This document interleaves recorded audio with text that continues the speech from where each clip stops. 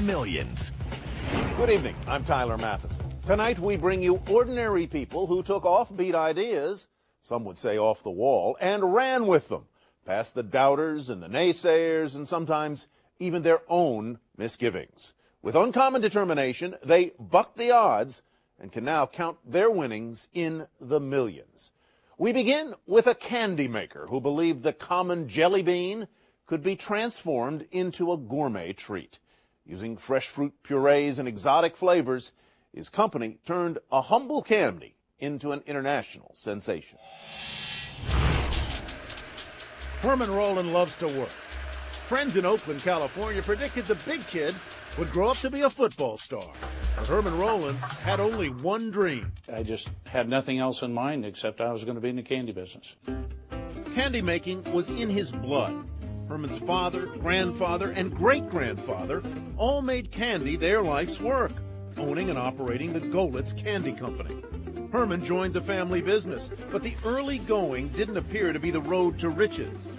We were not making any money, couldn't make any money, and trying to find a way to go. I felt like I was going to go down and try out for the Raiders. I really did. Secret formula. Herman decided his best defense was to go on offense and make different candies differently. If we start making other products and we make them the best you can possibly make them with the best possible ingredients, even though we'd have a hard time getting much more money for it, that in the long run we'd be better off. But creating new candies took money his company didn't have. So Herman went to the Bank of America to ask for a loan. The examiner took only a few minutes. He says, you know, I would just take the little assets that you have, sell them, invest them in something else, because you're never going to make it. The rejection only made him more determined than ever. They said, you know, hey, I don't want to do that. We are not planning on going bankrupt. A local bank gave him a small $60,000 loan. Herman used it to introduce a novel line of candy, Dutch mints. It featured a new twist in the candy business. You start working with a formula, making a center that will get soft after it's coated with chocolate. Then you pan it with a thin, hard shell. Herman tried the candy-making process on small jelly beans he called mini beans. Buyers liked them. Sales were modest, but brought in much-needed revenue. One fan of the mini jelly beans was the governor of California. Bags of the habit-forming sweets had replaced his pipe smoking. We started working with his personal secretary, and she would call up once a month, and we'd send a couple of cases. Another fan of the soft-centered jelly beans was a candy distributor named David Klein. Rowland remembers Klein's phone call and his pitch for premium beans with unusual flavors like root beer and green apple. He says, Herm, I know you make the best jelly bean there is in the world now, but I want to make it better. And I want to make it with real purees, real natural, as much as I can in it. And I want to sell one flavor at a time. Klein also wanted to sell them for $2 a pound, 4 times the going rate. In 1976, paying that much for jelly beans was unheard of. So after months of trial and error to get the recipes right, Herman's small factory rolled out the world's first gourmet jelly beans. Klein named them Jelly Belly jelly beans. He and a business partner eventually trademarked the name. We had created recipes for them. So you eat this and this, and there was a combination that you could eat to create a banana split. But at first they didn't sell. So Klein, a self-described showman, drummed up attention at trade shows and the store he sold candy out of in California. Herman had a front row seat. We'd have these plastic boxes of each individual flavor. People lined up and blocked the aisles getting in line to taste Jelly Belly. They'd never tasted anything like it before. By 1977, just a year later, sales started to pick up so quickly that Rowland needed to cut production of his other candies to keep up with the demand for Klein's brainchild.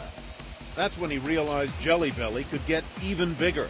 He was so convinced this was a blockbuster bean that he was willing to bet his company's future and his family's 143-year-old candy legacy on it.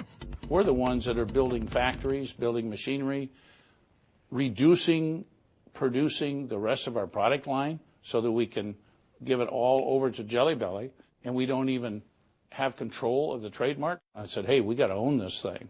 So he approached Klein and his business partner and offered them close to $5 million, paid out over 20 years, to buy the Jelly Belly trademark. They agreed. After the purchase in 1980, Herman still wasn't breathing easy. You remember Pet Rock? Pet Rock was huge for a year or two, and then it went boom. Well, all the way along, I'm going like, okay, how long is this thing going to last? Later that year, Ronald Reagan was elected president. Inauguration planners ordered special edition red, white, and blue Jelly Bellies. Got a call saying, would you like to go to the inauguration? I, Ronald Reagan, do solemnly swear. I thought, well, you know, that might be kind of interesting to go to that. Little guy from California going to Washington, D.C. It wasn't long before the national media was knocking on the little candy maker's door. Got a call from the office saying, there's press outside the factory. They're taking pictures of the factory, and they want to come in, and they want to talk to somebody. The same year, Herman added a second factory in Chicago. Revenues soared to more than $8 million. By the end of 1981, sales doubled again to $16 million. We made everything we possibly could make. We had people screaming at us on the phone because we wouldn't give them merchandise. The beans became a permanent fixture in the Oval Office and in cabinet meetings.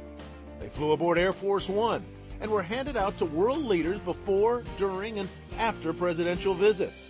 In 1986, Herman opened the biggest factory yet in Fairfield, California. That's when we bought 10 acres up here and built 100,000 square feet to start with. And then only a few years later, we added 117,000 feet to it. Some warned Herman against the rapid expansion. When Reagan was going out of office, people were saying, well, now you're going to lose. Jelly's going to fall on his face. The doubters only fueled his resolve. You put everything on the table to succeed. Not long after Reagan left office, Jelly Belly sales not only increased nationally, they went global.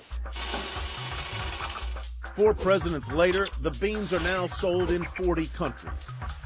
The Goldit's name was retired in 2001. Now it's the Jelly Belly Company.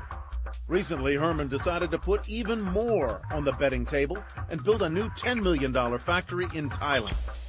Meanwhile, revenue has exceeded his wildest sugar-infused dreams. Last year, sales hit almost $200 million. Our most popular candy, of course, is our Jelly Belly beans. Jelly beans. Tourists flock to the company's factory in Fairfield, California, to get a first-hand look at the 300,000 pounds of jelly beans cooked every day. Coming down. Herman still comes to the factory almost every day, as he has for the past 35 years. This is candy making. They must know when the bean is ready to pan, when to put the syrup on, how many different sugar wettings. They must feel and touch, and they must live the candy. Gonna do some panning now. His daughter Lisa is also on the factory floor. When Herman steps down, she'll follow in the family footsteps. Herman will retire to the California ranch he bought after Jelly Belly's success. And he'll keep working. Jelly Belly hasn't stopped reinventing the jelly bean. One of their most popular new beans isn't even aimed at candy lovers. It's got fruit puree and sugar, but also lots of vitamins and electrolytes. They're called sports beans and are used by athletes or anyone who needs an energy boost.